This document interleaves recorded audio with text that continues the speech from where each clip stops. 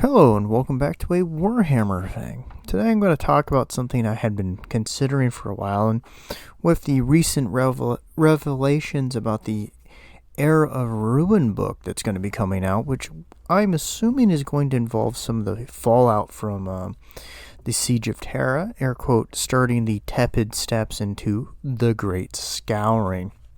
Now, for a while, I have been repeatedly saying, hey, I think they're going to move for 30k as an expansion of some manner into the Scouring.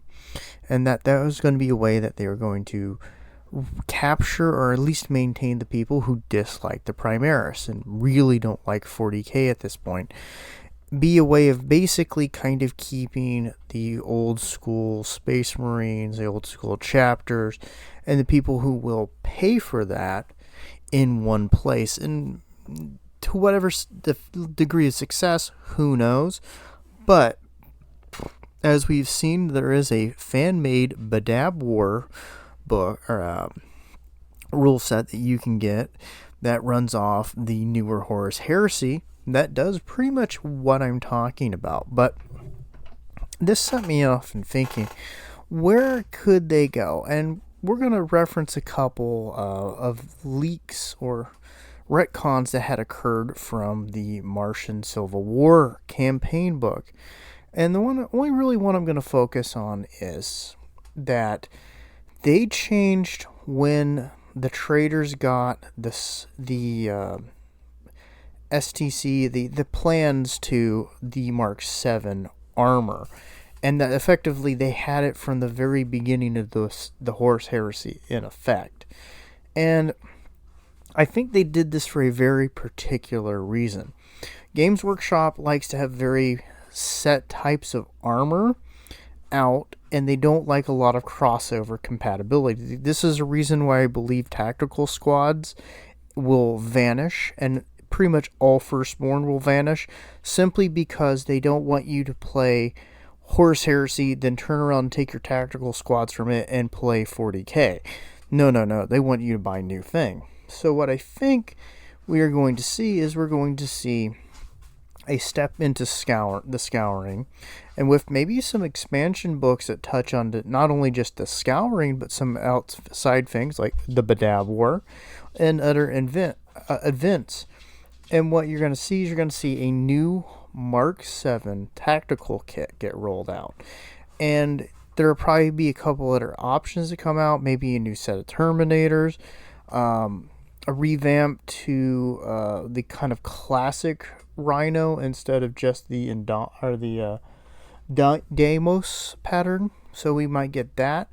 And the thing is that they can kind of cross dip in this area because they can use some of what they've created for Horus Heresy and either make expansions or add-ons to those vehicles, and they can push, hey, in the Scouring, they've mostly moved on to Mark 7, and both the traders at this point and the Loyalists are using that mark of armor, and they can keep the classic fans. So, here's the basic highlights of what I think that would entail.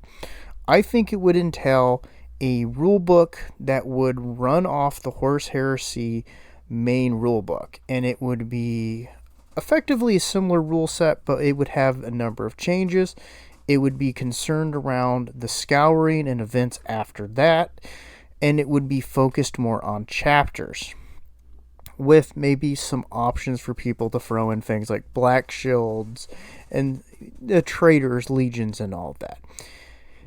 From there, I think what they would try to do is try to capture the kind of 3rd through 5th edition, maybe up to 6th edition feel of 40k, and try to maintain the older fans who just abject reject Primaris. It'd be a lot of kits like the Tacticals, the Devastators, and the Assaults, probably getting revamped kits. But what I think they would probably do is not immediately jump into Assaults. I think they might do something like Sternguard and Varengard, revamp them entirely, and then eventually bring out an Assault squad. From there, they would then focus more on the grim dark, which 40k itself is kind of lost as a thing, where it's really not that dark of a setting in some regard. Yeah, horrible things happen, but no one actually feels like anyone's really got a hopeless fight they're up against. The Ultramarines are going to win, just so you know. So, I think that's going to be some of the initial steps. I don't know how soon, but I'm getting the feeling that we're going to see it within this year coming up. If not, get some hints of it with the Horus Heresy box set I'm expecting around the Christmas period.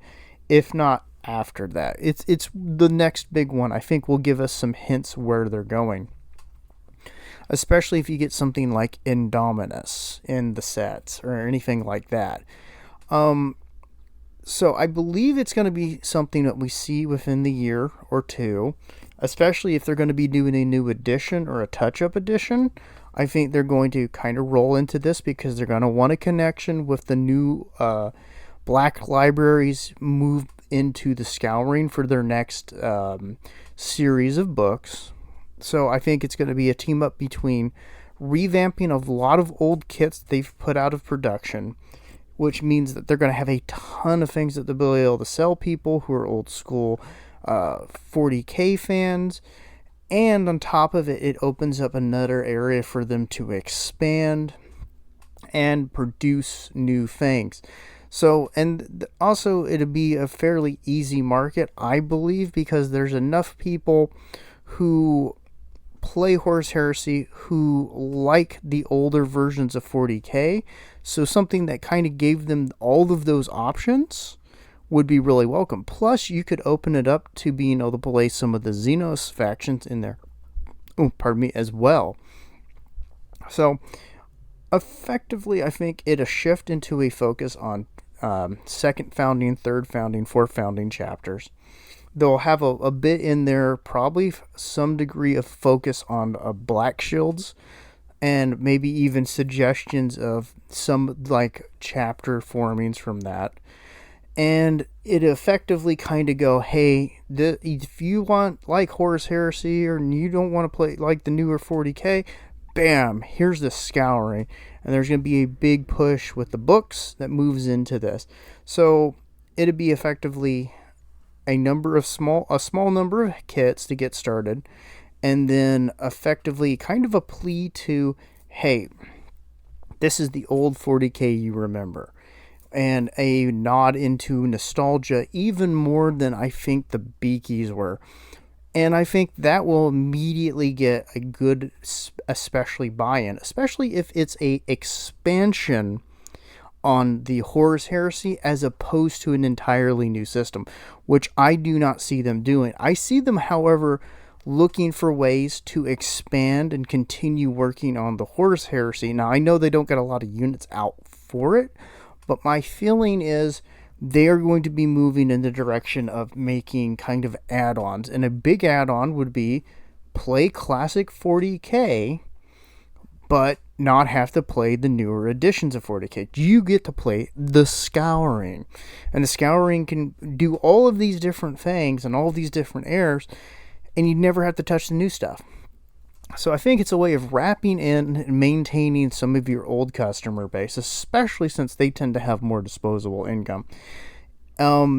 Pushing into a nostalgia point, and on top of all of it, giving themselves a way to continue growing the Horus Heresy set without having to worry about running out of things to revamp. Now, I know there's a ton for them to get to and to work on, but you have to think about that in game terms. I also just think that it would be a little bit more appealing to some people who might be intimidated or not as enthusiastic about playing Horus Heresy, because they see it as a Marine versus Marine thing. And the Scouring has Xenos, it has Chaos, it has all kinds of different Traitor Guard and all these different elements in it. And you can touch on different conflicts during those periods of time.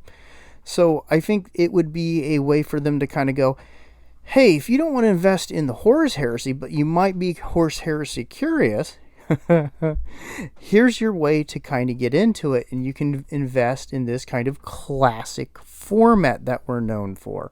So that is my feeling, what we will be seeing in the future. Let me know what you think, and if you think I'm a big dum-dum for this kind of thing. But if you have any suggestions for videos, let me know, and we'll talk next time. Bye.